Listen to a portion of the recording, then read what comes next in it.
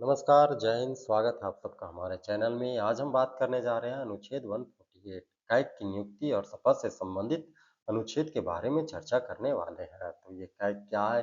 भारतीय संविधान में भारतीय जनता के लिए ये कितना इम्पोर्टेंट है, इसके बारे में हम डिटेल से चर्चा करेंगे। कहा जाता है कि कैग जो है भारतीय जनता का भारतीय पैसों का भारतीय जनता के भारतीय पैसों का जो है ऑडिट करना और भारतीय जनता के पैसों का रखवाला कहा जाता है किसी को तो कैग को कहा जाता है। इसीलिए इसे कहा जाता है गार्जियंस ऑफ पब्लिक फंड्स अर्थात भारतीय जनता के पैसों का रखवाला कौन है तो कैग है। और क्या कहा जाता है इसे? और इसे ये भी कहा जाता है कि सरकार की मनमानी के ऊपर जो लाठी चलाने का काम करता है, जो कंट्रोल करने, जो रिमोट चलाने का काम करता है तो कौन है तो कैग है। कैग ही एक ऐसी संस्था है, संवैधानिक और स्वतंत्र निकाय संस्था है जो कि भारतीय सरकारों के अनैतिक खर्चों का और अनैतिक विकास किस प्रकार से हो रहे हैं, अवैध विकास का कंट्रोल करने, नियंत्रित करने का कोई काम करता है तो कैग ही करता है। कैग बोले तो ये संवैधानिक संस्था है और ये स्वतंत्र निकाय है, लेकिन इसका क्या है कि कोई भी निश्चित कार्यकाल नहीं होता है। जब अंतिम कार्यकाल इसका इसका डिपेंड करता है कि संवैधानिक पद पर जो सरकारें चल रही है, वो वही सरकारें डिसाइड करते हैं कि इसे कब तक अपने पद पर बने रहना है और कब इसे अपने पद से हटा देना है। ये पद जो है सुप्रीम कोर्ट के जज के समान होती है। लेकिन अब कहेंगे कि तो इस आधार पे तो फिर उसे सरकारों का कठपुतली कह सकते हैं, लेकिन नहीं, कठपुतली नहीं कहा जा सकता है। कारण ये है कि इसे हटाने की प्रक्रिया जो है बहुत ही कठोर और बहुत ही जटिल है। ये प्रक्रिया सुप्रीम कोर्ट के जज के जैसी समान है। जैसे सुप्रीम कोर्ट के जज को हटाने की प्रक्रिया अनुच्छेद 61 में दिया गया है कि राज्यसभा द्वारा या फिर लोकसभा के द्वारा उनके ऊपर 14 दिन पहले जो है कि सुप्रीम कोर्ट के जज को जिस प्रकार सूचित किया जाता है कि आपके ऊपर महाभियोग लाया जा रहा है, ठीक उसी प्रकार से कैग को भी सूचित किया जाता है 14 दिन पहले और इसकी प्रक्रिया के लिए या तो लोकसभा में या तो राज्यसभा में कहीं भी इसकी पर महाभियोग की प्रक्रिया शुरू की जाती है और इस प्रकार से 148 अनुच्छेद 148 के सब क्लॉक 1 के अनुसार इसमें महाभियोग तो राष्ट्रपति पर और सुप्रीम कोर्ट के मुख्य न्यायाधीश पर 61 के तहत लाया जाता है और वही महाभियोग जो है कैग के ऊपर 148 सब क्लॉक 1 के अनुसार के अनुच्छेद सब क्लॉक 1 के अनुसार लाया जाता है। लेकिन सारी प्रक्रिया जो होती है महाभियोग की प्रक्रिया राष्ट्रपति और महा न्यायाधीश जो होती है उन्हीं के अनुसार होती है, लेकिन सिर्फ इसका अनुच्छेद 148 के सब क्लॉक 1 होता है। इस आधार पे हम कह सकते हैं कि सत्तारूढ़ पार्टी चाह करके भी कैग के जो वरिष्ठ अध्यक्ष होते हैं उसे अपने मनमानी से हटा नहीं मनमानी से हटा नहीं सकते, क्योंकि इसकी प्रक्रिया जो होती है महाभियोग की प्रक्रिया इम्पीचमेंट की प्रक्रिया भारतीय संविधान में बहुत ही जटिल है और अभी तक किसी भी जो मुख्य कैग के अध्यक्ष है ऐसे अभी तक नहीं हटाया गया। तो हम कह सकते हैं कि ये निष्पक्ष और स्वतंत्र प्रक्रिया है। इसी के साथ में हम और भी देखते हैं आखिर इसके क्या क्या कार्य है, इसके अधिकार कौन कौन से हैं। भारतीय संविधान द्वारा प्रदत्त ये अधिकार जो है तो भारतीय सरकार पे राज्य सरकार पर किस प्रकार से अपने कर्तव्यों का निर्वहन करता है, इसके बारे में हम डिटेल से देखते हैं। ठीक है।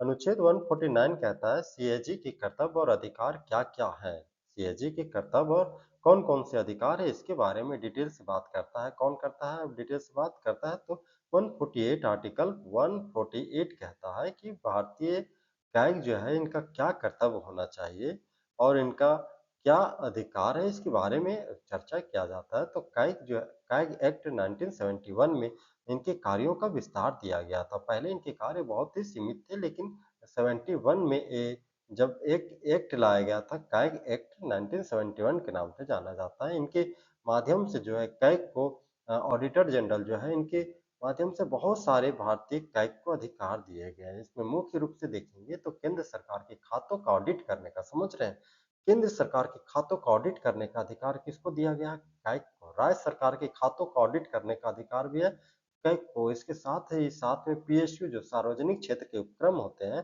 पीएसयू बोले तो पब्लिक सेक्टर के जो उपक्रम होते हैं जैसे बैंकिंग वगैरह जितना भी होते हैं ये सारे के या भेल गेल जेल जो भारत के महारत्न कंपनी जो सार्वजनिक क्षेत्र के उपक्रम है पीएसयू जो भेल गेल जेल ये सारे जो है 18 14 18 अभी हमारे देश में जो महारत्न कंपनियां हैं तो इन सारे जो ऑडिट करने का अधिकार किसके पास में है देख रहे हैं, ये सीएजी के हाथ में है, ठीक है?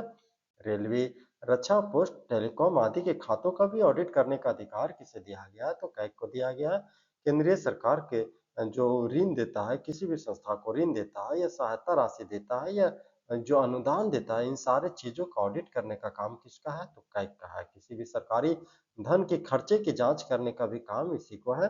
और योजनाओं का कहाँ तक क्रियान्वयन हुआ और उन सरकारी योजनाओं में जो पैसे लगाए गए हैं, उन सारी पैसे जो लगाए गए, वैध लगाए गए या अवैध लगाए गए, इन सारी चीज़ों का जो है रिपोर्ट कौन तैयार करता है? तो कैग द्वारा ही रिपोर्ट तैयार किए जाते हैं। इस प्रकार हम देखते हैं कि कैग का जो है अधिकार क्षेत्र भारतीय जनता के नज़र से बहुत ही इम्पोर्टेंट है, क्योंकि आपके टैक्स के पैसे भारत सरकार या राज्य सरकार कहाँ-कहाँ पे खर्च कर रहा है, किस आधार पे खर्च कर रहा है, इन सारे चीज़ों का जो है ऑडिट करने का अधिकार किसको दिया गया? कैग को दिया गया है। तो भारतीय जनता के लिए कैग जो है बहुत ही इम्पोर्टेंट माना जाता है, ठीक है?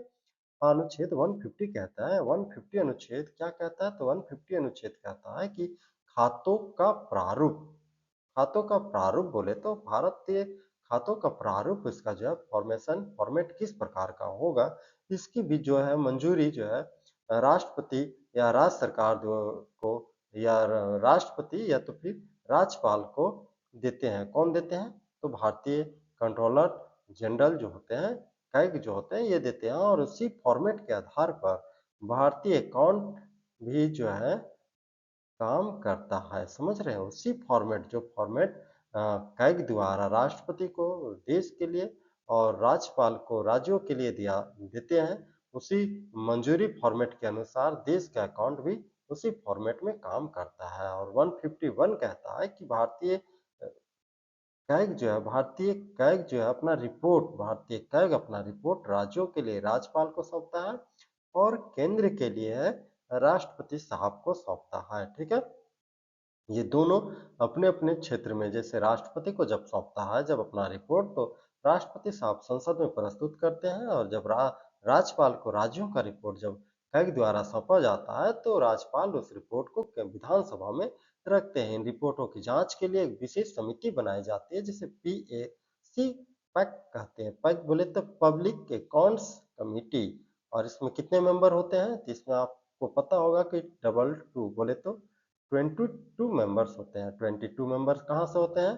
तो इसमें 17 मेंबर जो होते हैं, 17 मेंबर लोकसभा से, 17 मेंबर लोकसभा से, एल ओ एस करता हूँ मैं, L O S plus plus सात, 5 मेंबर, 7 5 12 हो जाएगा। और प्लस 5 मेंबर जो है और आर एस राज्यसभा से। इस प्रकार टोटल कितने मेंबर होते हैं? 22 सदस्य होते हैं। किसमें? पब्लिक अकाउंट कमेटी में, जो कि कैग द्वारा जो रिपोर्ट दिया जाता है उसकी जांच करते हैं और जांच करने के बाद उस उसकी रिपोर्ट को जो है सरकार से जवाब मांगते हैं कि कैग जो रिपोर्ट दिया है इसमें और आपके कार्यों में जो अंतर है इसका आप जवाब दीजिए। ये रिपोर्ट कैग द्वारा दिया जाता है राज्यों को राज्यपाल के लिए और राष्ट्रपति को संसद के लिए। कैग क्यों महत्वपूर्ण माना जाता है भारतीय लोकतंत्र में? कैग का इतना इम्पोर्टेंट भारतीय लोकतंत्र में क्यों है? यदि इसकी बात करेंगे तो देखते हैं कि यह सरकार के पैसा कहाँ खर्च कर रही है। सरकार अपना पैसा, जो जनता का पैसा है, कहाँ खर्च कर रही है और क्या वो जो पैसा खर्च कर रही है वो सही दिशा में खर्च कर रही है कि नहीं खर्च कर रही है। जनता के टैक्स का पैसा की रक्षा करने का काम करता है कौन? तो कैग करता है। भ्रष्टाचार और गलत खर्चों का खुलासा भी करने का काम कौन करता है? कैग ही करता है। आपने सुना होगा कुछ वर्षों पहले कि 3G घोटाला हो रहा था, कोल घोटाला हो रहा था, बहुत सारे घोटालों के बारे में आपने सुना था। तो इसकी जो है चर्चा कौन करता है? इसको कौन निकालता है पब्लिक डोमेन में? तो इसको निकालने का काम कौन करता है? कैग ही करता है। कैग ही एक ऐसे भारतीय नियंत्रण संस्था है, भारतीय संवैधानिक संस्था है जो भारत सरकार और राज्य सरकार के सारे खर्चों का लेखा-जोखा पब्लिक डोमेन में रखने का काम करता है, ठीक है? इसीलिए इसे भारतीय जनता को क्या कहा जाता है? गार्जियन ऑफ पब्लिक फंड्स, माने कि पब्लिक फंड, जनता के फंड का गार्जियन कहा जाता है। किसे? कैग को कहा जाता है। या फाइनेंशियल वॉचडॉग ऑफ इंडिया, या भारतीय फाइनेंस वित्त विभाग का जो वॉच डॉग का काम भी कौन करता है? तो कैग करता है। इस प्रकार इसके उपनाम दिए गए हैं। कैग किस प्रकार के ऑडिट का काम करता है? तो ये कैग जो है 3 प्रकार के ऑडिट का काम करता है। पहला क्या है? कंप्लायंस ऑडियंस बोले तो नियमों के अनुसार खर्च हुआ कि नहीं हुआ इसकी जाँच करता है। दूसरा क्या? फाइनेंशियल ऑडिट माने खातों का मिलान करता है। और तीसरा कहता है परफॉर्मेंस ऑडिट बोले तो योजनाओं की सफल रही या नहीं रही, ये योजनाएँ कहाँ तक सफल हुई, इसकी परफॉर्मेंस क्या कैसा था, इसकी भी जाँच करता है, ऑडिट करता है, कौन? कैग करता है। और नियमों के अनुसार कितना खर्च भारत सरकार किया है और राज्य सरकार कितना खर्च किया है, इसकी भी जाँच कौन करता है? तो कैग द्वारा किया जाता है। इस प्रकार हम देखते हैं कि कैग जो है भारतीय संविधान द्वारा दिया गया एक बहुत ही महत्वपूर्ण नियंत्रण नियंत्रण रखने वाली संस्था है जो भारतीय जनता के पैसों का सही-सही इस्तेमाल भारत सरकार या राज्य सरकार कर रही है कि नहीं कर रही है, इसका सही ऑडिट करने वाली एक नियमित संस्था है। मिलते हैं इसी के साथ में किसी और नियमित संस्था, किसी और नए वीडियो के साथ में, तब तक के लिए जय हिंद, नमस्कार।